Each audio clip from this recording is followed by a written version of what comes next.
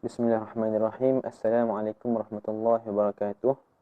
InsyaAllah saya akan membentangkan berkaitan dengan permulaan hijrah baginda sallallahu alaihi wasallam ke Madinah dan juga peristiwa daripada rumah baginda sallallahu alaihi wasallam menuju ke Gua Thur. Baiklah, yang pertama ialah hijrah baginda sallallahu alaihi wasallam, permulaan hijrah baginda sallallahu alaihi wasallam menuju ke Madinah. Seksaan kaum musyrikin Mekah terhadap kaum muslimin semakin bertambah. Jadi selepas mendapat keputusan bahawa kaum musyrikin Mekah ini telah merancang satu konspirasi untuk membunuh Nabi SAW, Jibril AS datang bawa wahyu daripada Allah Ta'ala untuk disampaikan kepada Nabi Muhammad SAW berkaitan dengan konspirasi jahat mereka, dan juga diizinkan oleh Allah SWT untuk baginda dan kaum baginda sallallahu alaihi wasallam dan juga kaum muslimin untuk melakukan hijrah keluar dari Mekah dan berhijrah ke Madinah. Setelah mendapat wahyu daripada Allah Subhanahu taala untuk berhijrah ke Madinah, lalu baginda sallallahu alaihi wasallam telah pergi menemui Sayyidina Abu Bakar As-Siddiq radhiyallahu taala anhu untuk merancang hijrah mereka berdua.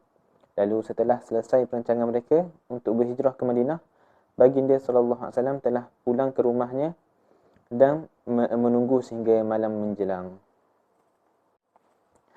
Tadi telah disebut bahawa kaum musyrikin Mekah telah bersepakat untuk membunuh Nabi sallallahu alaihi wasallam. Lalu mereka telah merancang untuk membunuh baginda sallallahu alaihi wasallam pada waktu malam. Mereka ini sangat yakin bahawa rancangan mereka ini akan berjaya. Namun Nabi SAW telah pun mendapat wahyu berkaitan dengan konspirasi jahat mereka, dan baginda SAW telah menggantikan tempat tidur baginda dengan Sayyidina Ali karamallahu wajhah. Apabila tibanya waktu malam, Nabi SAW telah keluar daripada rumah baginda dalam keadaan kaum musyrikin mengepung baginda sallallahu alaihi wasallam, mengepung rumah baginda sallallahu alaihi wasallam. Baginda telah melemparkan tanah di atas kepala mereka, dan Allah Subhanahu taala telah menarik penglihatan mereka, dan dikatakan oleh musannif dalam kitab Rahim Maktum bahawa Rasulullah sallallahu alaihi wasallam pada ketika itu telah membaca ayat yang ke-9 daripada surah Yasin. A'udzubillahi minasyaitonirrajim. وَجَعَلْنَا مِنْ بَيْنِ أَيْدِيهِمْ سَدًّا وَمِنْ خَلْفِهِمْ سَدًّا فَأَغْشَيْنَاهُمْ فَهُمْ لَا يُبْصِرُونَ. Selepas itu lalunya Nabi SAW tanpa sebarang ancaman, dan baginda telah bergerak menuju ke rumah Sayyidina Abu Bakar. Lalu datanglah seorang lelaki daripada bukanlah kalangan orang yang mengepung rumah baginda, lalu mengetahui bahawa rancangan mereka telah gagal. Lalu kaum musyrikin Makkah masih lagi menunggu sehinggalah waktu pagi, kerana menyangka bahawa di dalam rumah tersebut terdapat seorang individu, dan sangka individu tersebut ialah Nabi Muhammad SAW. Lalu mereka menunggu, dan didapati pada esok harinya individu tersebut ialah Sayyidina Ali. Lalu mereka menangkapnya dan menyoalnya. Baiklah, seterusnya ialah peristiwa daripada rumah menuju ke Gua Thur. Nabi SAW telah meninggalkan rumah baginda pada malam 27 hari bulan Safar tahun kenabian yang ke-14. Lalu baginda pergi ke rumah sahabat rapatnya, yakni Sayyidina Abu Bakar As-Siddiq. Lalu mereka memulakan perjalanan mereka untuk berhijrah ke Madinah. Nabi SAW telah menunggang kuda yang telah dibeli daripada Sayyidina Abu Bakar As-Siddiq, meskipun Sayyidina Abu Bakar ingin memberinya begitu sahaja kepada Nabi SAW. Disebabkan baginda tahu bahawa mereka diburu oleh kaum Quraisy, kaum musyrikin Quraisy, maka mereka telah mengambil jalan yang lain daripada jalan utama menuju ke Madinah, yakni mereka telah mengambil jalan selatan Mekah yang menghala ke Yaman. Perjalanan mereka membawa kepada sebuah bukit yang bernama Thur, yang suka dilalui dan juga berbatu. Nabi Muhammad SAW dikatakan telah berjalan dengan kaki ayam bertujuan untuk tidak meninggalkan kesan tapak kakinya. Sayyidina Abu Bakar pada waktu itu juga mendukung baginda SAW sehingga sampai di atas puncak bukit dan juga membawa baginda ke sebuah gua yang berada di sana yang dikenali sebagai Gua Thur. Kemudian kita masuk pada bab peristiwa-peristiwa yang berlaku di dalam Gua Thur. Okey, setibanya Rasulullah SAW dan Sayyidina Abu Bakar di hadapan pintu Gua Thur, Sayyidina Abu Bakar tidak membenarkan Rasulullah untuk memasuki gua tersebut, melainkan beliau yang memasukinya terlebih dahulu. Hal ini kerana beliau bimbang akan keselamatan Rasulullah. Beliau berkata kepada Rasulullah, "Demi Allah, jangan engkau masuk wahai Rasulullah, melainkan aku yang memasuki gua tersebut terlebih dahulu. Jikalau ada apa-apa bahaya, biarlah aku yang terkena dahulu." Kemudian beliau masuk ke dalam gua lalu membersih-bersihkan kawasan di dalam gua tersebut. Beliau mendapati ada sebuah lubang kecil di dalam gua tersebut. Lalu beliau mengoyakkan kainnya lalu menyumbat ke dalam lubang tersebut kerana dibimbangi ada binatang-binatang yang berbisa. Lalu setelah selesai membersih-bersihkan kawasan di dalam gua tersebut, barulah Sayyidina Abu Bakar membenarkan dan mempersilakan Rasulullah SAW untuk masuk ke dalam gua. Sayyidina Abu Bakar melayani Rasulullah dengan sangat baik dan penuh kasih sayang. Beliau meribakan kepala Rasulullah di atas paha beliau hinggalah baginda terlena. Kemudian ketika baginda sedang terlena di paha Sayyidina Abu Bakar, kaki Sayyidina Abu Bakar yang menghala ke lubang tadi tiba-tiba disengat oleh seekor kalajengking. Seperti mana yang kita tahulah, kalajengking ni seekor binatang yang berbisa dan sengatnya itu sangatlah sakit. Tetapi Sayyidina Abu Bakar langsung tidak mengeluarkan suara ketika disengat dan langsung tidak bergerak kerana tidak ingin membangunkan Rasulullah yang sedang tidur. Namun air mata keluar dari mata beliau lalu menetes di atas wajah Rasulullah hingga baginda terbangun. Lalu baginda bertanya, "Kenapa dengan engkau wahai Sayyidina Abu Bakar?" Kemudian Sayyidina Abu Bakar menjawab bahawasanya beliau telah disengat oleh seekor kalajengking. Kemudian baginda mengobati luka tersebut dengan menyapukan air liur baginda di kawasan luka tersebut. Maka tak lama kemudian hilanglah rasa sakit yang dialami oleh Sayyidina Abu Bakar tadi. Persembunyian mereka ini berlangsung selama 3 malam, iaitu pada malam Jumaat, malam Sabtu dan juga malam Ahad. Selama 3 malam tersebut, ada beberapa orang yang membantu Rasulullah dan Sayyidina Abu Bakar di dalam gua.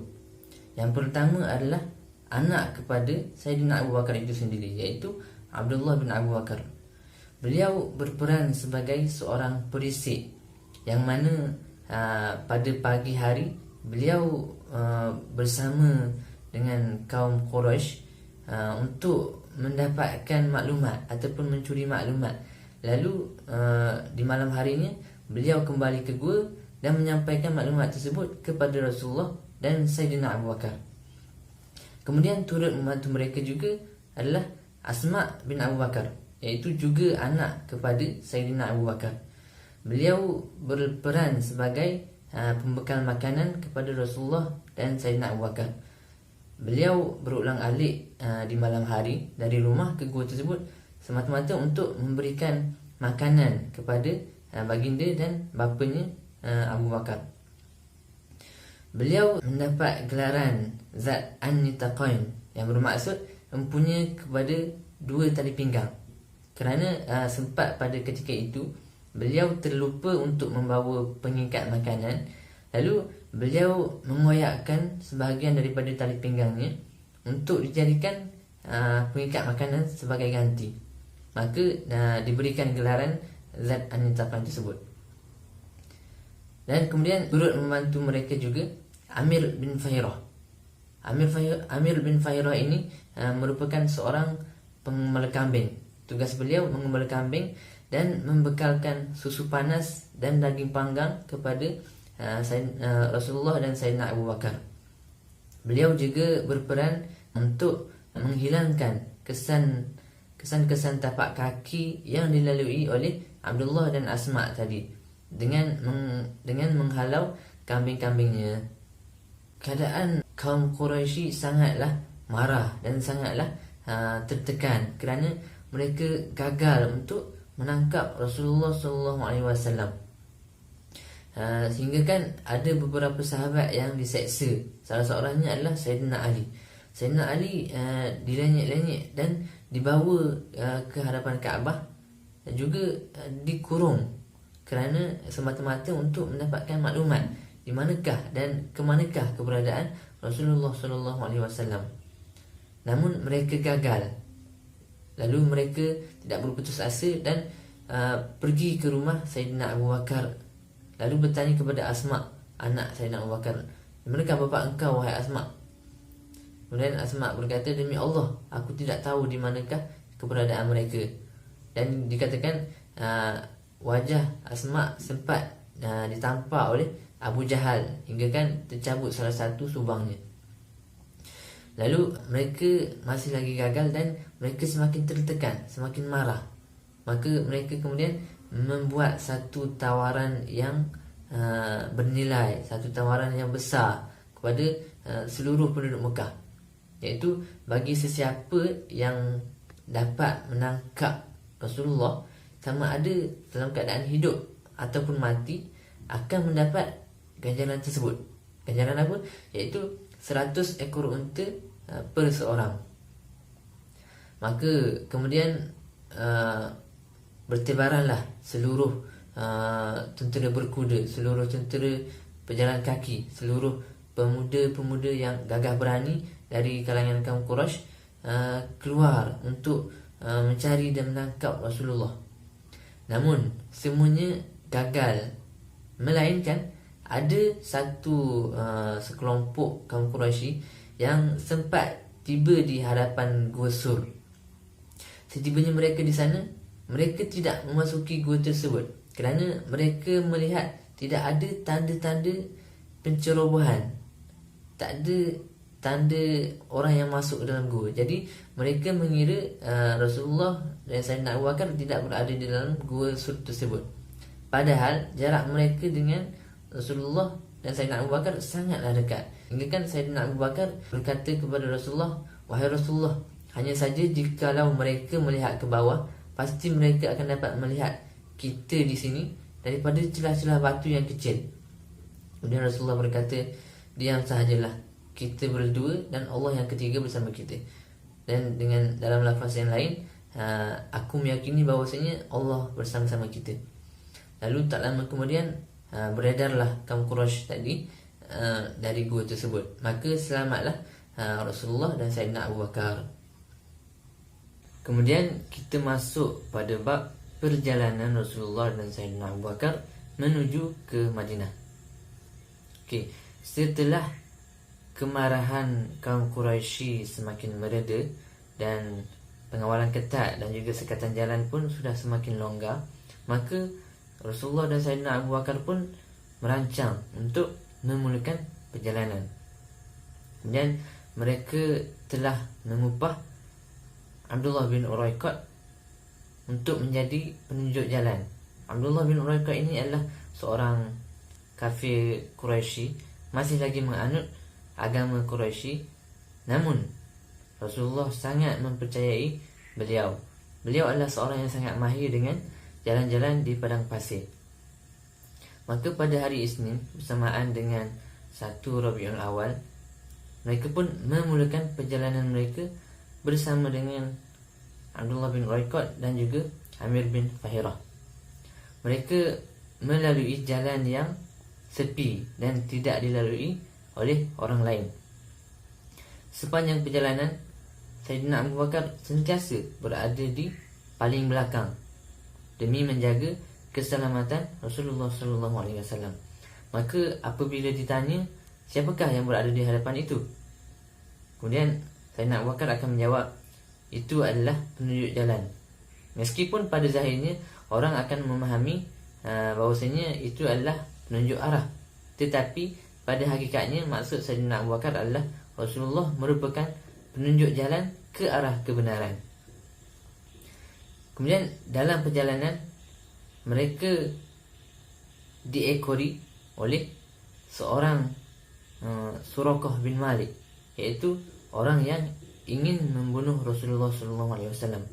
Dikatakan beliau sedang berada di satu majlis dan kemudian datang seorang yang mengatakan bahawasanya dia telah melihat Rasulullah. Maka Suraqah bin Malik ini bergegas keluar dan mengambil kudanya dan mengejar Rasulullah SAW. Ketika Suraqah bin Malik sedang memicu kudanya ke arah Rasulullah SAW, tiba-tiba kaki hadapan kudanya itu terjerumus ke dalam pasir. Maka jatuhlah beliau bersama kuda-kudanya. Kemudian beliau mengambil anak-anak panahnya dan membuat cabutan nasib. Sama ada dia perlu membatalkan niatnya untuk membunuh Rasulullah ataupun meneruskannya. Dan cabutan itu menunjukkan bahawasanya dia perlu membatalkan niatnya. Tetapi beliau masih lagi bertekad untuk membunuh Rasulullah SAW. Maka beliau pun bangun dan membetulkan kudanya, lalu sekali lagi memicu kudanya ke arah Rasulullah SAW. Tetapi sekali lagi ia jatuh bersama-sama kudanya. Kejadian itu berulang sebanyak 3 kali. Hinggalah Suraqah bin Malik ini sedar bahawasanya Rasulullah ini benar seorang utusan Allah. Dan beliau pun tidak jadi untuk membunuh Rasulullah dan pulang ke kaumnya. Dan beliau merahsiakan perjumpaan antara mereka. Kemudian Rasulullah dan Sayyidina Abu Bakar melewati 2 perkhemahan, iaitu milik kepada seorang wanita, iaitu Ummu Ma'bad. Ummu Ma'bad ini adalah seorang wanita yang sangat tegas. Maka mereka ini bertanya kepada Ummu Ma'bad bahawasanya adakah makanan ataupun minuman ataupun sesuatu yang kami boleh dapatkan di sini. Kemudian Ummu Ma'bad mengatakan bahawasanya kalaulah ada, pasti aku sudah jamu kamu semua dengan makanan ataupun minuman. Lagi pula kambing tidak mampu menyusu dan sekarang pun sedang musim kemarau. Kemudian Rasulullah melihat ada seekor kambing di perkhemahan tersebut dan bertanya kepada Ummu Ma'bad. Ummu Ma'bad berkata kambing itu tidak mampu menyusu. Kemudian Rasulullah meminta izin untuk memerah susu daripada kambing tersebut. Kemudian Ummu Ma'bad membenarkannya. Lalu Rasulullah pun mengusap kambing tersebut sambil membaca doa, lalu memerah susu daripada kambing tersebut. Kambing yang mana tadi dikatakan tidak mampu untuk menyusu, tiba-tiba mengeluarkan susu yang sangat banyak hingga penuh bekas. Kemudian Rasulullah memberikan susu yang telah diperah itu kepada Ummu Ma'bad untuk diminumnya terlebih dahulu. Kemudian barulah diminum oleh baginda bersama-sama dengan para sahabat. Kemudian mereka pun memulakan perjalanan mereka kembali menuju ke Madinah. Setelah itu suami Ummu Ma'bad ini pulang dan melihat susu tersebut dan hairan dari mana susu tersebut datang, padahal kambing-kambing tidak mampu untuk menyusu. Kemudian Ummu Ma'bad berkata, aku juga hairan, tetapi tadi ada seorang pemuda yang datangnya membawa berkah, percakapannya sangat elok, akhlaknya sangat mulia. Kemudian suami Ummu Ma'bad itu sedar bahawasanya itulah orang yang dikejar oleh kaum Quraisy. Kemudian Rasulullah sempat bertemu dengan Abu Buraidah bersama dengan kabilahnya. Abu Buraidah adalah ketua kabilah dan mereka ini termasuk daripada orang-orang yang ingin membunuh Rasulullah dan ingin mendapatkan tawaran kaum Quraisy. Tetapi setelah bertemu dengan Rasulullah, setelah bercakap dengan Rasulullah, setelah bermuamalah dengan Rasulullah, mereka semua membatalkan niat mereka untuk menangkap Rasulullah. Malah Abu Buraidah dan 70 pengikutnya memeluk Islam. Kemudian Rasulullah juga sempat bertemu dengan Az-Zubair bersama rombongannya, yaitu rombongan kabilah perniagaan daripada Syam. Az-Zubair ini memberikan persalinan baju putih kepada Rasulullah dan juga Sayyidina Abu Bakar. Baiklah, seterusnya saya akan menceritakan tentang sejarah ringkas pembinaan Masjid Quba. Awal ceritanya, ketika itu Nabi Muhammad SAW sedang melakukan perjalanan pergi berhijrah ke kota Yasrib atau sekarang ini lebih dikenali sebagai sebutan kota Madinah. Ketika tepat pada hari Isnin tanggal 8 Rabiul Awal tahun 1 Hijrah, Nabi tepat berada di kampung Quba, sekitar 10 km dari kota Madinah. Di saat itu, Ammar radhiyallahu anhu mengusulkan untuk membangunkan sebuah tempat yang berguna untuk tempat beristirahat pada waktu siang untuk Nabi, dan ia juga berguna untuk tempat solat Nabi dan para sahabatnya. Dan pada saat itu pula usul dari Ammar radhiyallahu anhu dipersetujui oleh Nabi dan para sahabatnya. Khalifah Abu Bakar dan Ammar radhiyallahu anhu mula mengumpulkan batu-batu yang diletakkan satu persatu, yang ditumpuk satu batu dengan satu batu lainnya untuk membuat sebuah masjid. Dengan kesabaran dan hati yang ikhlas, akhirnya selama 4 hari berada di kampung Quba untuk membuat tempat tersebut pun telah terjadi, dan tempat itu adalah Masjid Quba, masjid pertama kali yang dibangunkan oleh Nabi Muhammad SAW. Bahkan Nabi sendiri yang telah menaruh batu kiblat pada masjid tersebut. Sebenarnya Quba pada masa dahulu belum dimasukkan dalam persempadanan kota Madinah lagi. Jadi setelah Nabi dan para sahabat itu selesai membangunkan Masjid Quba ini, mereka melanjutkan perjalanan kembali ke kota Madinah tepat pada hari Jumaat tanggal 12 Rabiul Awal tahun 1 Hijrah. Nabi tiba di kota Madinah. Para penduduk Madinah sangat suka dengan kedatangan Nabi. Mereka beramai-ramai menyambut Nabi dengan sukacita, penuh kerinduan dan juga penuh rasa hormat untuk Nabi. Dan tepat pada hari itulah Nabi Muhammad SAW mendirikan solat Jumaat yang pertama kalinya dalam sejarah Islam, dan juga pertama kalinya Nabi mengkhutbahkan Jumaat pada hari tersebut di Masjid Quba.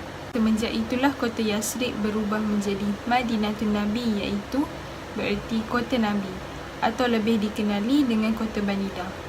Itulah sejarah Masjid Quba yang boleh anda tahu. Melalui dari sejarah ini juga, Masjid Quba menjadi masjid yang istimewa di mata umat Islam yang melihatnya, bukan kerana kemewahan serta kemegahannya, melainkan sejarah awal mula terbuatnya masjid ini yang sangat menyentuh hati umat Islam.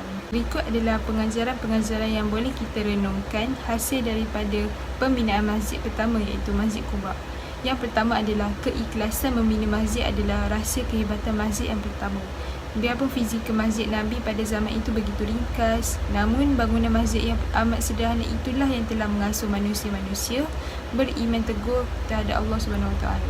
Justeru para sahabat Nabi dan para salaf dahulu lebih mengutamakan usaha membersihkan dan meluruskan jiwa dan mental manusia daripada memikirkan pembangunan masjid-masjid yang megah dan mewah serta jauh sekali sebagai pusat-pusat pelancongan. Pengajaran yang kedua adalah masjid juga adalah lambang kekuatan, jentera perpaduan dan pusat setempat yang memberikan khidmat sosial kepada seluruh warga umat Islam. Di samping itu juga, masjid juga bertindak sebagai pusat perhubungan hamba dengan Tuhannya dan muslimin sesama mereka, dan masjid juga berfungsi menjadi jambatan perhubungan antara umat Islam dengan bukan Islam yang ingin berkenalan atau mempelajari agama yang suci murni ini. Di sini saya akan menyambung pembentangan yang bertajuk Pembinaan Masjid Nabawi. Pembinaan Masjid Nabawi bermula apabila Nabi Muhammad sallallahu alaihi wasallam telah singgah di pertempatan Bani An-Najjar, iaitu di Madinah pada hari Jumaat yang berkat 12 pada bulan Rabiul Awal tahun 1 Hijrah yang bersamaan dengan tarikh 27 September 622 Masihi. Yang kedua pula, Nabi Muhammad sallallahu alaihi wasallam juga diarahkan untuk membina Masjid Nabawi di tempat beristirahatnya, yang mana sebagai tempat ataupun lokasi untuk tunggangannya berhenti, kerana baginda melihat tiada tempat untuk masyarakat Islam beribadat kepada Allah Subhanahu Wa Taala, yang mana pada asalnya tapak masjid merupakan sebidang tanah yang dimiliki oleh 2 orang anak yatim. Yang ketiga, seperti yang kita sedia maklum juga, Masjid Nabawi merupakan masjid yang kedua tersuci mengikut kepercayaan umat Islam. Rasulullah sallallahu alaihi wasallam membangunkan masjid dengan asas keimanan dan ketakwaan, serta terletaknya makam Rasulullah sallallahu alaihi wasallam di Masjid Nabawi. Seterusnya, Nabi Muhammad sallallahu alaihi wasallam mengangkat tanah liat dan batu bata dalam menyumbang dirinya untuk membina Masjid Nabawi, serta mendapat sokongan semangat daripada para sahabat dalam membina masjid bersamanya, yang telah memakan masa selama 12 hari. Sepanjang pembinaan Masjid Nabawi, Rasulullah telah mengatur dan juga memimpin sahabat untuk membangunkannya dengan penuh cermat dan berhati-hati.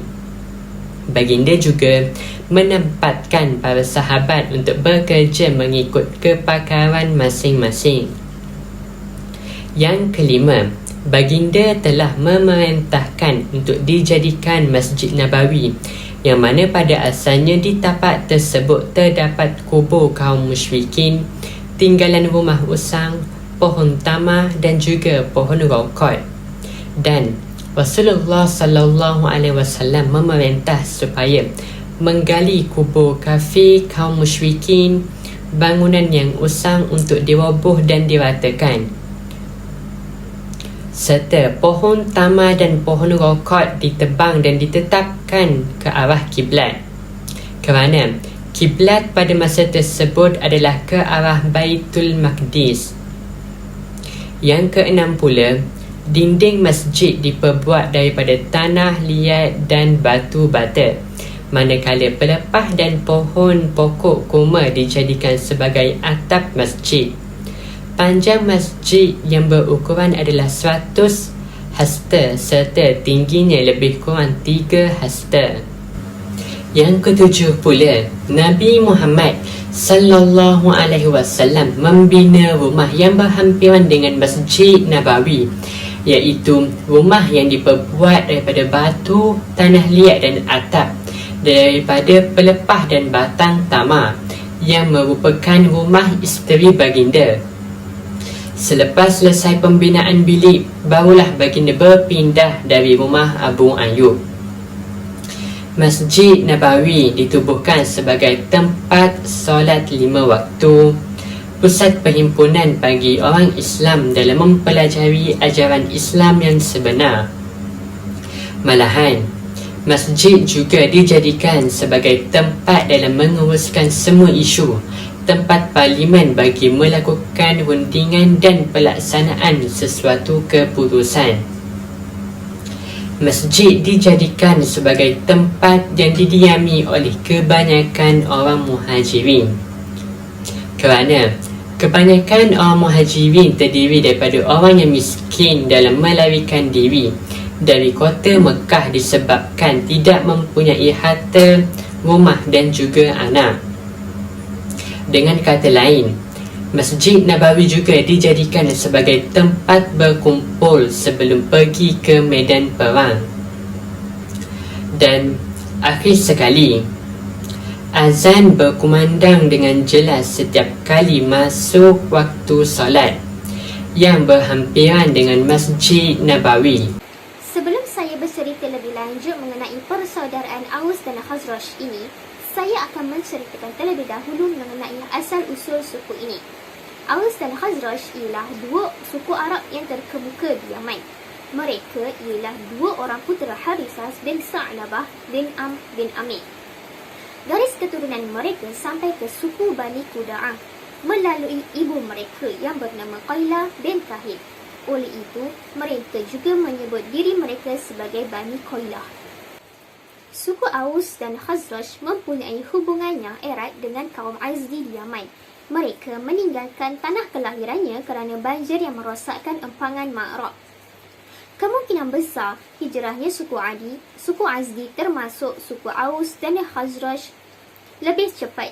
Ada juga riwayat lainnya menyatakan bahawa hijrahnya suku Aus dan Khazraj lebih lambat berbanding suku Azdi. Mereka memilih Yasrib sebagai tempat tinggal kerana Yasrib memiliki tanah pertaniannya yang lebih subur. Kaum Yahudi juga turut menetap di sana dan pada waktu itu, kaum Yahudi yang mengawal politik dan ekonomi. Pada mulanya, hubungan antara kaum Yahudi dengan suku Aus dan Khazraj hanyalah berdasarkan hubungan kerjasama, terutamanya dari segi pertanian. Tetapi kuasa Yahudi semakin berkurangan kerana pertambahan penduduk yang datang ke Yasrib. Penguasaan Aus dan Khazraj ke atas Yasrib membawa kepada fenomena lain, iaitu Ghassani dan Lakhmi menguasai kota ini. Ada riwayat menyatakan kaum Yahudi memberi penghormatan kepada kerajaan Sasani Khazraj dan membayar cukai. Sebagai balasannya, wakil kerajaan Sasani Khazraj menyerahkan kuasa Yasrib kepada orang Yahudi. Ada riwayat mengatakan, selepas suku Aus dan Khazraj bosan dengan penindasan gubernur Yahudi, mereka meminta bantuan Ghassanian. Kemudian Malik bin Ajlan datang membantu dan sejak itu keutamaan suku Aus dan Khazraj bermula. Suku Aus dan suku Khazraj selalu berperang sehingga berlakunya kematian. Ada riwayat menyatakan bahawa ianya daripada perselisihan yang kecil dalam keluarga kemudian menjadi besar dan hampir tiada hentinya. Memandangkan kekuatan kedua suku ini seimbang, maka mereka mengadakan pakatan dengan puak Yahudi. Aus mengadakan pakatan dengan Bani Quraizah, manakala Khazraj mengadakan pakatan dengan Bani Nadir. Ada 4 peperangan besar yang berlaku antara suku Aus dan Khazraj, iaitu Perang Sume, Perang Ka'bi, Perang Hati dan Perang Bu'ais. Melalui riwayat Bukhari, ketika Perang Bu'ais iaitu 5 tahun sebelum hijrah, kesemua pemimpin kedua suku ini tewas. Ketika konflik semakin besar, kaum Yahudi sering berkata, "Tunggulah, Rasul kalian akan segera tiba dan dengan pertolongannya kami akan mengalahkan kalian." Hal ini menyebabkan mereka terasa tertindas dan berharap seseorang yang dapat menjadi pemimpin untuk menyelamatkan mereka daripada penindasan ekonomi dan politik. Ketika suku Aus dan Khazraj mendengar salah Nabi Muhammad SAW, mereka bermesyuarat bersama tokoh Yasrib dan mengundang Nabi Muhammad SAW untuk datang ke Yasrib sebagai juru damai di antara mereka. Rasulullah SAW mengajak mereka beriman dan membela dakwah dengan kekuatan. Akhirnya, setelah beberapa kali bertemu dengan Nabi SAW, mereka memeluk Islam sebelum didahului kaum Yahudi. Setahun kemudian, Rasulullah SAW mengutus Mus'ab bin Umair untuk membentuk kepribadian penduduk Yasrib, membentuk persaudaraan dan kesetiaan kepada Islam, bukan lagi fanatik kepada kesukuan serta menguatkan semangat dan keberanian dengan membela agama dengan jiwa dan harta. Mus'ab juga menyuruh mereka untuk sentiasa solat berjemaah, saling mengucapkan salam dan mendoakan kebaikan apabila bertemu, membantu sesama Muslim dan mematuhi perintah Rasulullah SAW. Mereka juga berjanji dan berikrar taat setia kepada Nabi SAW sepanjang hayatnya. Beralih kepada isi seterusnya iaitu persaudaraan antara Muhajirin dan Ansar. Muhajirin ialah merupakan masyarakat yang berhijrah dari Mekah ke Madinah. Kaum Muhajirin ini adalah kaum pendatang yang tidak mempunyai harta maupun tempat tinggal untuk didiami. Manakala golongan Ansar ialah penduduk Madinah yang khususnya pada kaum Aus dan Khazraj yang telah memeluk agama Islam. Dalam hal ini, kaum Ansar banyak membantu Nabi Muhammad SAW sebelum dan selepas berhijrah ke Madinah. Golongan Ansar bersama Muhajirin telah menegakkan negara Islam iaitu Madinah. Golongan Ansar ini juga banyak berkorban sama ada dari segi harta benda, tenaga dan jiwa raga untuk mengembangkan agama Islam.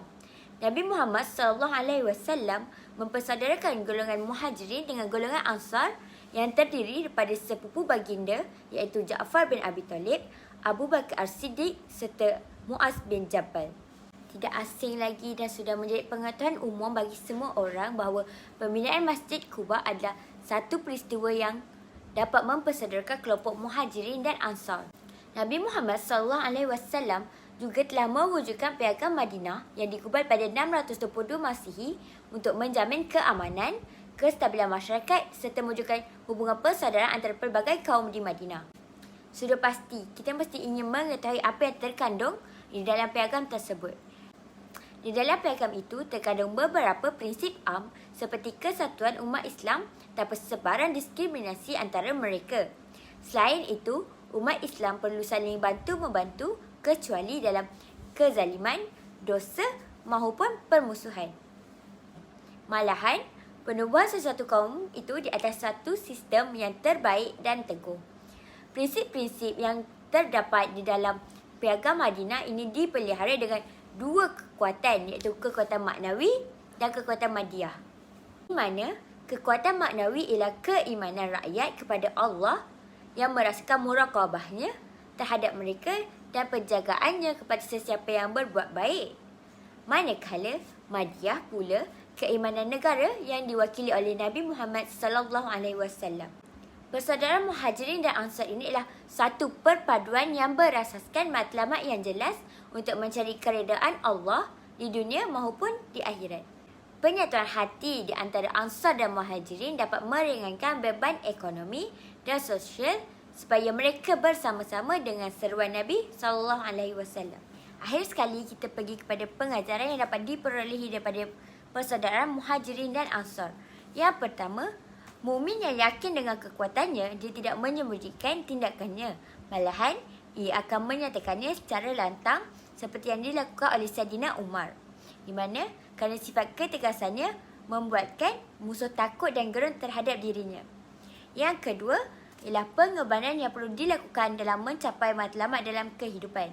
Sebagai contoh dalam peristiwa hijrah ke Madinah ini, Saidina Ali telah menggantikan tempat tidur baginda untuk menyelamatkan nyawa baginda daripada terkorban. Yang ketiga, persinggahan yang memberi kesan dan impak yang baik. Sebagai contoh, penghijrahan Nabi Muhammad SAW ke Madinah dengan membina sebuah masjid iaitu Masjid Quba dan mampu menyatukan persaudaraan Muhajirin dan Ansar.